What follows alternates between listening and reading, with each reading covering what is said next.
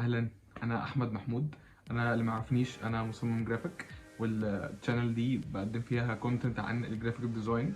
وعشان الجرافيك ديزاين بيتطلب تولز كتير وسكيلز اكتر عشان نقدر نواكب التطور والحاجات اللي بتحصل في الاندستري الكبيره المبدعه دي، حبيت اشتري ايباد عشان يزود السكيلز بتاعتي في حاجات مختلفه في الكارير بتاعي.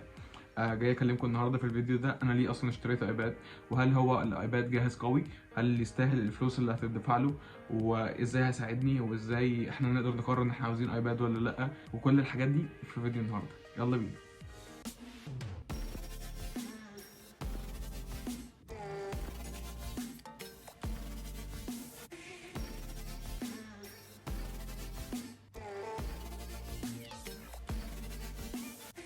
الاول انا قبل ما اشتري اي حاجه بقعد ادرس الموضوع واشوف هل فعلا الموضوع ده يستحق الفلوس اللي انا هدفعها ولا لا. طيب، في موديلز كتير قوي في الايباد، في ايباد اير وفي ايباد ميني وفي ايباد برو وفي حاجات كتير قوي. فانا ليه اختار ده وما اختارش ده؟ فبدات ادرس الموضوع واكتشفت حاجات كتير عن الايباد. اولها هو ان الايباد فعلا جهاز قوي، فعلا جهاز قوي مش هزار. فبعد ما قررت اشتريت الايباد. اخترت الايباد اير 5 وده M1، زي الماك بوك برضو بتاعي M1، عشان اقدر انفذ عليه بروجكتس كبيره، عشان اقدر اعمل عليه تايبوجرافي، عشان اقدر اعمل عليه illustrations بحاجات بتطلب كور كبير. كانت فكره اصلا ان انا اجيب ايباد عشان يساعدني في كذا حاجه، عشان يساعدني في ان انا اكون مصمم احسن، وعشان يكون سبب ان انا برضو اكون بني ادم احسن من ناحيه اهدافي، وازاي اتابع اهدافي، وازاي احط خطه عشان احقق الاهداف دي، وازاي ان انا اطور من نفسي وابدا اخطط لحياتي وابدا اخطط في الشغل وابدا اخطط عامه في حاجات انا عاوز اوصل لها. والايباد لقيته حاجه مناسبه جدا فعلا للغرض ده، فكان من اغراض ان انا اجيب الايباد عشان ده وعشان ده كمان. الاتنين دول ميكس رهيب جدا. ما كنتش متوقع القوه اللي هم ممكن يقدروا يدوها للمستخدم. فعلا فكره ان انت تمسك قلم حقيقي على شاشه ديجيتال وتتعامل بيه وترسم بحريه ويكون عندك مميزات كتير قوي في نفس الوقت، كانت حاجه بجد رهيبه جدا. الايباد فعلا متميز عن الكمبيوتر في حاجات كتير قوي. اولها ان هو حاجه هاندي، انت تمسكها في ايدك تروح بيها. احنا كان زمان ايام الشاشه اللي هي بكرش دي اللي انت لازم تقعد لها على المكتب وبوضع معين وتعمل كده. بدات تتطور، بعدين الشاشه اصغر، بعديها بدات تتطور بقى في لابتوبس، وبعديها الحوار بدا بيوسع قوي وبقى فيه ايباد. فعلا فكره ان انت معاك نسخه مصغره من الكمبيوتر في ايدك كده، حاجه بورتبل، حاجه خفيفه، حاجه بتقدر تروح تيجي بيها في كل حته، دي فكره عظيمه بحد ذاتها. تعالوا نخش بقى في المميزات بتاعه الايباد نفسه اللي بتميزه عن الكمبيوتر. هو جهاز قوي جدا من ناحيه تخليص الشغل من الاخر، الحاجات التاتشز اللي انت دايما بتقف عليها، وان انت لازم تروح البيت عشان تفتح اللابتوب وتقفل الشغل بتاعك، ده كله ممكن يخلص على الايباد. مميز جدا في البرامج اللي عليه. لو انت مصمم، لو انت رسام، لو انت حد بيحب يخطط، او بيحب يستكشف حاجات جديده، بيحب يتعلم، فبجد الجهاز ده افضل حاجه ممكن تستخدمها للاغراض دي. انا بالنسبه لي شايفه مميز لان هو بيعوضني عن الماك بوك وبيعوضني عن الموبايل. الاثنين بيستنزفوا وقت كتير قوي مني، وبحس ان انا مهما قعدت عليهم في وقت كتير قوي ان انا مش منتج. لكن الايباد تحس ان انت تقدر تنجز فيه اي حاجه، تقدر تنجز فيه التاسكس بتاعتك اليوميه. من المميزات اللي بتميز الايباد قوي هو ده ابل بنسل.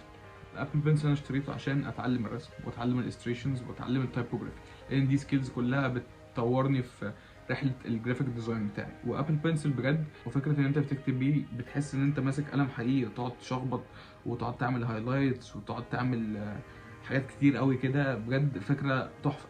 فكره الايباد في المجال الابداعي بالذات، وذر ان انت الستريتور او ان انت خطاط او ان انت رسام او ان انت حد بيحب يمنتج فيديوهات او بيعمل مزيكا، فعلا الايباد احسن جهاز ان انت تعمل عليه الحاجات دي كلها بكل سهوله. لان هو الابلكيشنز بتاعته كبرو كرييت او الستريتور او الفوتوشوب بتقدر تخليك مميز جدا، بتقدر تخليك يكون عندك ستايل معين. فعلا التولز والبراشز والحاجات اللي موجوده في الابلكيشنز نفسها. مميزات الايباد كمان ان هو بيغنيك عن الورق والقلم. بحب ملمس الورق والقلم قوي، بحب امسك القلم في ايدي واكتب على كراسه واشخبط واعمل حاجات كتير قوي.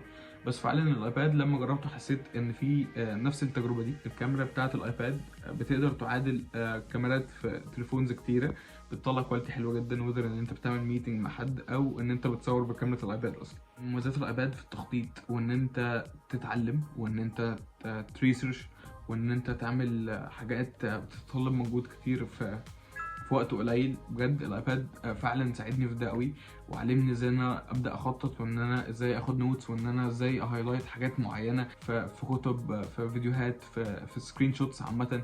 فعلا التاسكس اللي بنعملها على الكمبيوتر بنعملها على الايباد اسهل بكتير جدا. الفرق ما بين الايباد والماك بوك، يعني في ناس كتير قالت هبيع الماك بوك بتاعي او هبيع اللابتوب بتاعي عشان اشتري الايباد. كنت فعلا في الاول قبل ما اشتري الايباد كنت بفكر ان انا ابيع الماك بوك بتاعي واشتري الايباد، بس ده مش حل حلو لو انت معتمد اعتماد كامل على الماك بوك بتاعك. انت محتاج وقت شويه قبل ما تاخد على الايباد وتبدا تخليه ان هو حاجه تغنيك عن الماك بوك. الماك بوك صنع خصيصا للتاسكس الكبيره قوي بقى، والحاجات اللي بيبقى فيها البروجكتس جيجا بايتس عاليه قوي، 100 جيجا و200 جيجا وحاجات كده. في ناس فعلا مش هتقدر تخلص التاسك بتاعتها غير من على لابتوب او حاجه قويه جدا تقدر تهندل النوعيه بتاعت الانرجي اللي بتطلع من البروجكت ده. انما الايباد حاجه بورتبل، حاجه خفيفه، حاجه لذيذه. شايف كجرافيك ديزاينرز احنا نقدر نخلص فيه معظم شغلنا بنخلصه على اللابتوب، باختلاف طبعا ان في ابلكيشنز زي الفوتوشوب والالستريتور تولز اكتر بكتير من ما هم موجودين على الايباد. بس الايباد بيتيح لك بروجرامز مختلفه تقدر تخلص عليها الشغل. ساعدني في حاجات كتير قوي، ساعدني في ان انا اقدر اكتب، ساعدني في ان انا اقدر اخطط، ساعدني في ان انا اقدر اتابع الاهداف بتاعتي، ساعدني في ان انا اهم حاجه ان انا اتعلم سكيلز جديده عاوز اتعلمها عشان اقدر اطور من نفسي كجرافيك ديزاينر. فالحاجات دي كلها فعلا بالنسبه لي اديتها ادفانتج عن الماك بوك والموبايل. طيب الناس اللي عاوزه تشتري ايباد، هل فعلا الايباد يستحق الفلوس دي؟ هل فعلا يستحق ان انت لدرجه انت ممكن تبيع اللابتوب بتاعك؟ عشان انا كان بالنسبه لي يستحق، لان انا كنت شايفه فعلا تول او ديفايس مهم جدا لاي حد كرييتيف، او لاي حد عاوز يكون برودكتيف، او لاي حد عاوز يذاكر، او لاي حد عاوز يطور فعلا من نفسه. انا بالنسبه لي الايباد لو انا كنت عاوز معايا فلوس وعايز اشتري بيها جهاز، مش هشتري موبايل ومش هشتري لابتوب في بدايتي، يعني هشتري ايباد. الايباد لمين؟ الايباد لاي حد عايز يتعلم، الايباد للناس الرسامه، لاي حد عاوز يذاكر، الايباد للناس اللي عاوزه تكون اكتر انتاجيه، للناس اللي عاوزه تحقق اهداف اكتر، للناس اللي عاوزه تتابع اهدافها وتطور من نفسها وتبدا تكون متميزه في حاجات معينه او في مهارات في شغلها. ده كان الفيديو عن الايباد، واتمنى ان هو يكون عاجبكم. ان شاء الله الفيديو الجاي هيكون الانبوكسنج بتاع الايباد والاكسسوارز بتاعته والابل بنسل، وهكلمكم اكتر عن الريفيو بقى بجد عن تجربتي مع الايباد، وايه الحاجات اللي انا بشتغل فيها عليه، وايه هي البرامج اللي نزلتها عشان تقدر تفيدني في السكيلز اللي انا عاوز اتعلمها. اتمنى الفيديو يكون عجبكم، واشكركم جدا على المشاهده الجميله دي، وبجد هكون شاكر قوي لو عملتوا سبسكرايب وقلتوا لي رايكم في الكومنتس عن الفيديو، فدي حاجه تساعدني جدا. شكرا ليكم، وما تنسوش السبسكرايب، واشوفكم على خير.